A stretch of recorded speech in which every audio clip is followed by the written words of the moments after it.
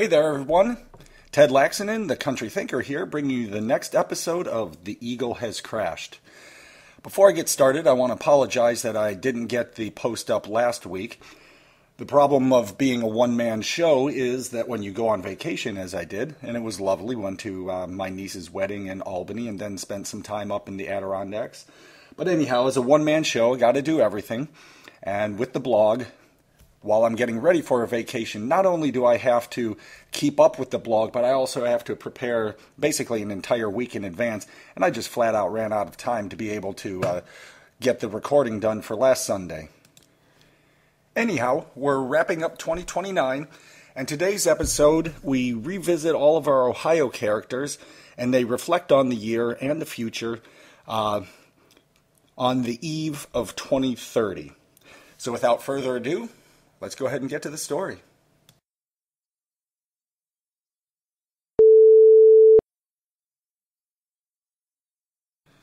The family room was dark, other than the glow of the 52-inch television. Benny Johansson sat in a plush chair in a fuzzy pink robe, with her legs curled beneath her, a glass of Riesling nestled in her dainty hand. Zachary hopped up and down in front of the screen in a t-shirt and boxer shorts, with his arms raised. 3, 2, 1, he shouted, bouncing with the enthusiasm of an 11-year-old as the ball dropped in Times Square. He turned from the television and jumped once more. Happy New Year! It's 2030! Alyssa, curled up beneath a blanket on the couch opposite her mother, lifted her head and pushed aside the curly blonde locks that tumbled in front of her face. Did I miss it? Dylan, sitting beside her in his robe, took a hand from beneath his head and put it on her side. It's all right, sweetie. Alyssa sat up and pouted. But I wanted to stay up and see it. You fell asleep, honey. Don't worry, there's always next year. Zachary bounced toward his sister, with his arm still raised. You totally missed it. It was totally cream. Leave your sister alone, Zach, Dylan said. Zachary turned and bounced back toward the television. 2030 is going to be a great year, he exclaimed. It couldn't get any worse, Benny quipped. Zachary snapped around and frowned. What? Benny's glance darted to her husband and back to her son. She took a sip of wine and then smiled. Nothing, sweetie. You're right. 2030 is going to be a great year.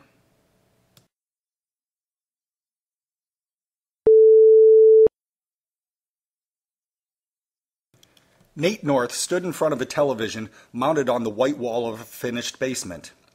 He was shoulder to shoulder with 40 other partiers as they watched the ball drop in Times Square. He clutched a beer in one hand and had a tiny cone-shaped party hat strapped to his head with a thin elastic string. While the others shouted out the countdown with the television, Nate took a swig of beer. Happy New Year! The partiers exclaimed. A heavy-set woman in a pink sweater gave Nate a hug and kissed him on the cheek. A man with a beard adjusted his wire-rimmed glasses and scowled at Nate. What's the matter, Nate?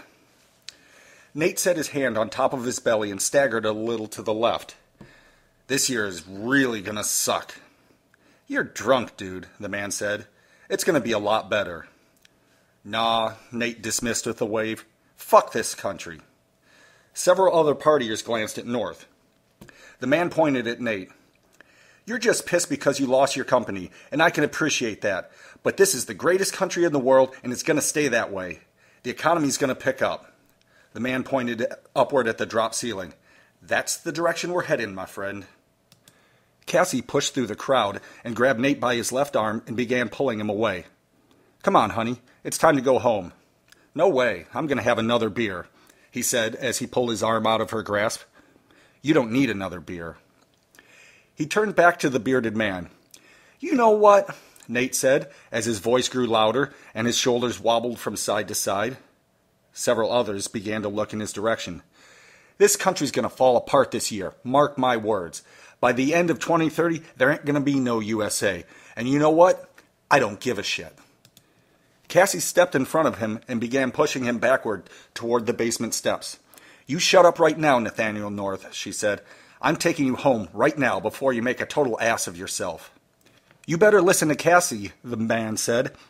He shook his head and looked to another partier as Cassie pushed Nate across the crowded basement like a football lineman hitting a blocking dummy. What an asshole, the bearded man said. No kidding, the other agreed. No USA? That'll never happen.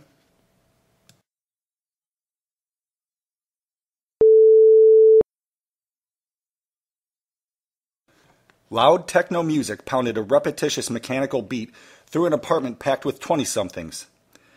The air was choked with a mixture of cigarette and marijuana smoke, and the amount of skin the girls had exposed gave the party a Florida feel despite the lack of suntans and the single-digit temperatures outside. Danny Calhoun, clad in an extremely short black pleather skirt and a tight turquoise blouse, had her back against the entryway wall a few steps from the door. She pulled on a large hoop earring as a young man in jeans and a black muscle shirt leaned in and pressed against her firm 22-year-old body.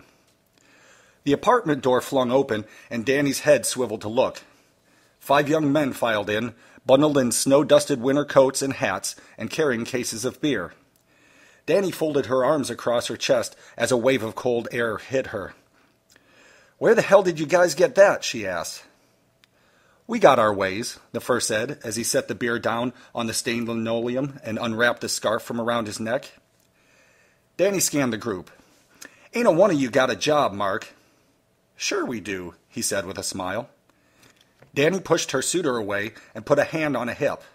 "Yeah? Doing what?" Mark smiled as he unzipped his coat. "We're independent contractors." She held out her hands and wiggled her head from side to side. "What the hell does that mean?" He tossed his coat to the floor, ripped open a case, and flipped her a beer. She caught it with 2 hands. "Do you want one or not?" he asked. She cracked open the can, and foam bubbled up and dripped down the sides. "Yeah, of course." Mark smiled and pointed at her. "Then happy fucking New Year, and don't worry about it."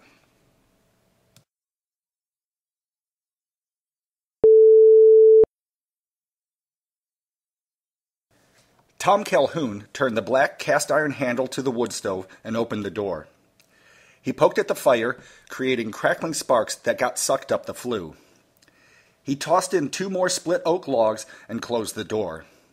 Megan sat on the couch in flannel pajamas, finger-picking an acoustic guitar and humming "I Will Be Released."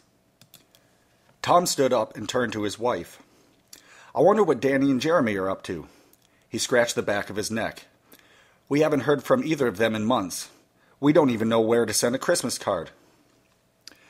"They're fine," Megan said, continuing to pluck at the strings. "Probably up to no good." Megan looked up and smiled. "Exactly." "Your motherly strength is unbelievable." Megan continued to smile, looked back down to her guitar, and changed the tune. She closed her eyes and began singing, "Lord, Protect My Child," in a high, clear voice. Tom put his hand in his pockets and looked away. His dark eyes misted, and he shook his head. Now, more than ever.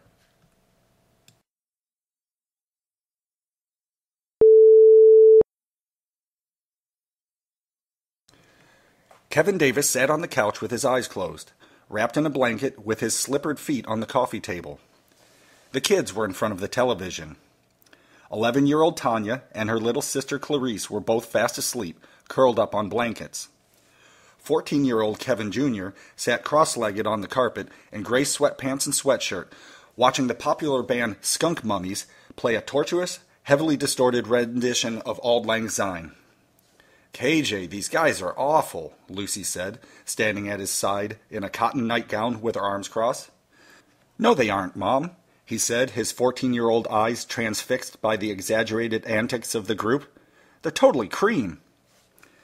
"Kev, they suck," his dad said from the couch without opening his eyes. KJ turned around and scowled at his father through his glasses. "No, Dad, you suck." Lucy smacked her son on the back of the head, making him wince. "Kevin Tyler Davis, Jr., you will not speak to your father that way." KJ rubbed the back of his head and turned back to the performance. "What? He does suck. He doesn't even have a job." Kevin's eyes snapped open and he sat up. He stood and unwrapped the blanket. Lucy turned to him and pointed. "Don't do anything you'll regret." He threw the blanket to the ground and stomped through the kitchen, headed for the bedrooms. Lucy turned off the television, grabbed her son by the chin, and lifted him to his feet. She stared into his eyes with her jaw clenched. He looked away. KJ, what you said was incredibly mean. Your father's trying real hard to get a job. It ain't his fault there's no work out there. I want you to go back and apologize to him right now. KJ lowered his eyes to the ground. Yes, Mom. She lifted his chin again with her right index finger. This is going to be a better year, you hear? Her teenage son met her gaze. Sorry, Mom, he said, shrugging his shoulders. But I'll believe it when I see it.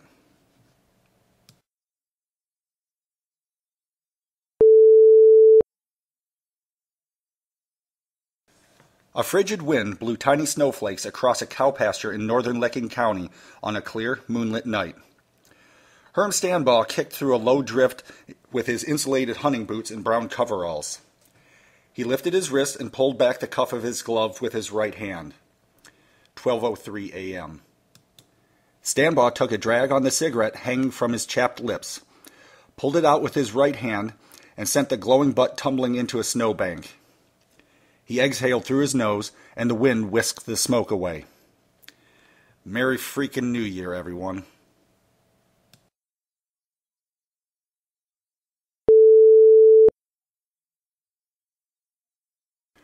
Grace Mercer sat in a threadbare chair, watching the ball drop in Times Square. Her sleeping schnauzer was curled up in her lap. Mercer reflexively rubbed his ears with her wrinkled hands. Once the announcer had ushered in the new year, she clicked off the television, tucked the tiny dog under her left arm, and pushed herself up with her right. She walked through an open doorway and set her furry companion on the hand-knitted yellow quilt on her bed. She bent over and kissed the still slumbering dog on the top of his head. Happy New Year, Mr. Fluffy. Mercer reached down to the sides of her long, white cotton nightgown, pulled it up slightly, and kneeled down beside the bed. She put her hands together in front of her face and bowed her head. Thank you, Lord, for all that you have given me. Nothing I can do can ever pay you back for all the gifts I have received. Lord, I pray that you watch over Tasha and her little Gabby in the apartment below. I think Tasha's going through a tough spell, and I don't want her going down the wrong path. We know where that leads. Lord, please look after all the people here in my neighborhood, especially the little people. It's a tough part of town, and we need you to shine like a light so none of us go down the dark road. Lord, please watch over the president and his family. Protect him and give him your guidance and wisdom. Do the same for the vice president and everyone in Congress, too. They work real hard and do their best, but sometimes I don't know if they're listening to you. Please, for the rest of us, help them do the right thing. Most of all, Lord, please look after America. It's a new year, and last year won't the best we ever had. I hope that 2030 will be a really good year for everybody. So please, Lord, bless America like you always have. Amen.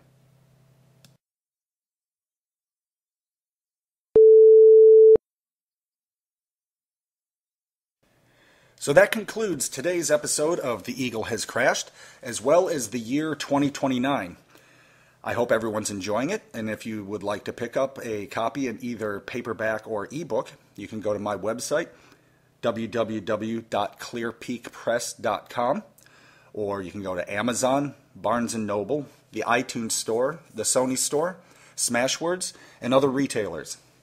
So enjoy the rest of your week, and I can pretty much promise that I'll get next week's episode out in time, as I'm not anticipating any events that will prevent it. So have a great week, and we'll get back at it and start 2030 next Sunday. Thank you.